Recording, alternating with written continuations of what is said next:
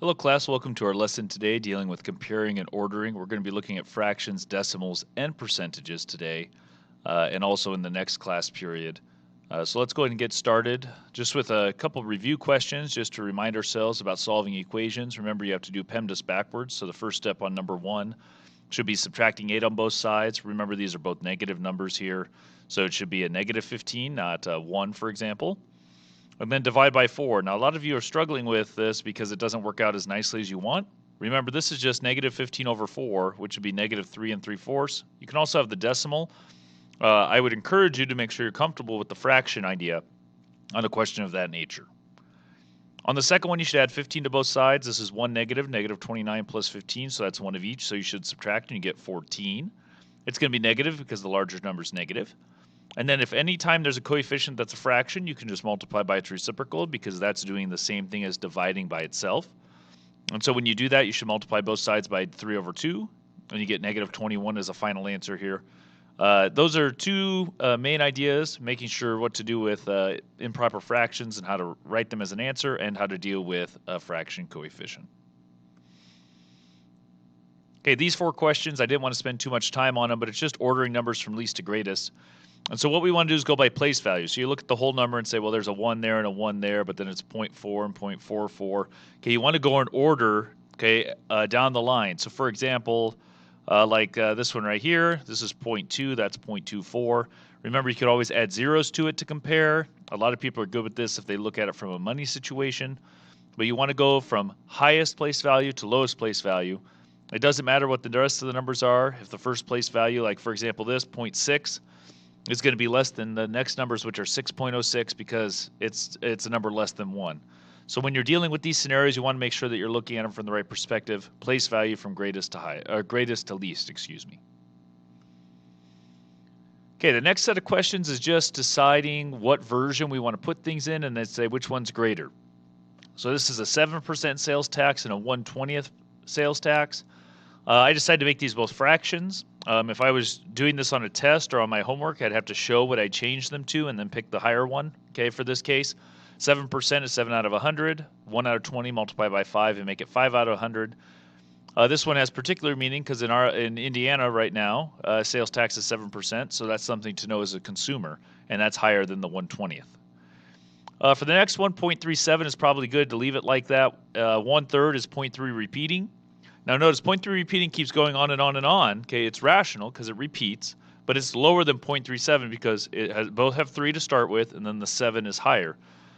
You tend to not see that version for cups of flour. If you know anything about baking, you tend to see the other version, which is a fraction, because that's what the measuring cups are using in those cases. The next one's actually, you wouldn't have to do a whole lot of work because 5/8 is higher than half and 0.375 is lower than half.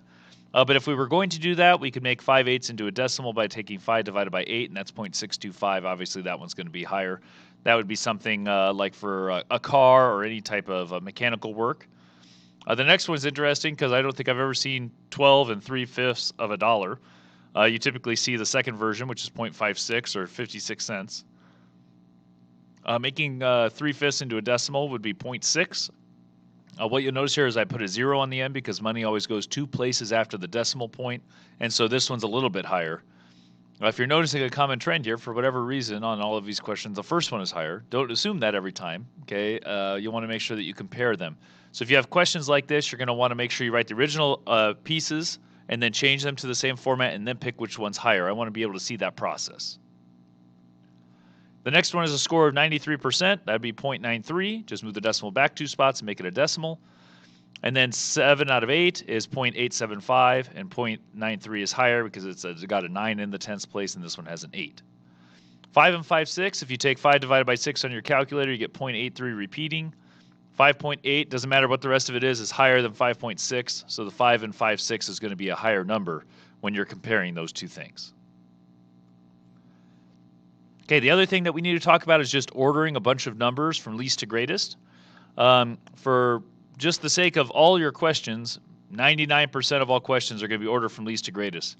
Unless there's a reason to go greatest to least, which would be something along the lines of like placement for like your sports teams, the standings. You want higher percentage of wins to lower.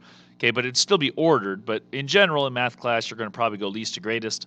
What you'll notice here is I chose to make everything a decimal. You could choose percent, you could choose fraction.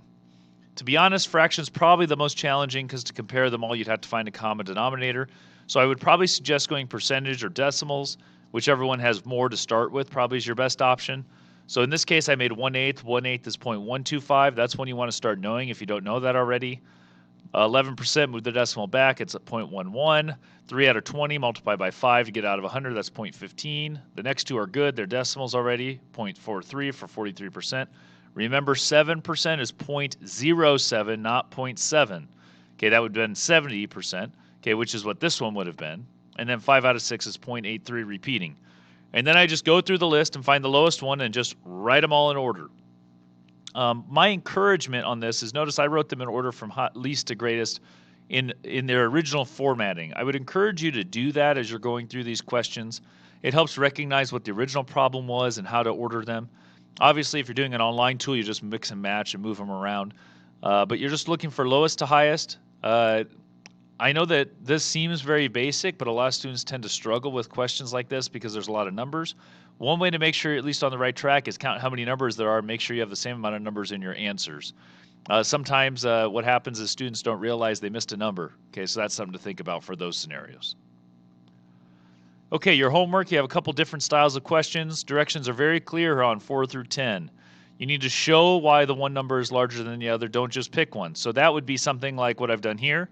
I've switched the formatting. Okay, I had 93%. I say equals 0.93, 7/8 equals 0.875. I can see your process. It's not a lot of work, but it shows that you understand what you're looking at. So the expectation is you're going to do that. Also on 33 through 36, you need to make sure you have some work shown on those. Proportions, solving equations, the review questions. Don't just write the answer down. We're going to be looking to make sure that you have some work shown on those questions. Have a good day, everyone.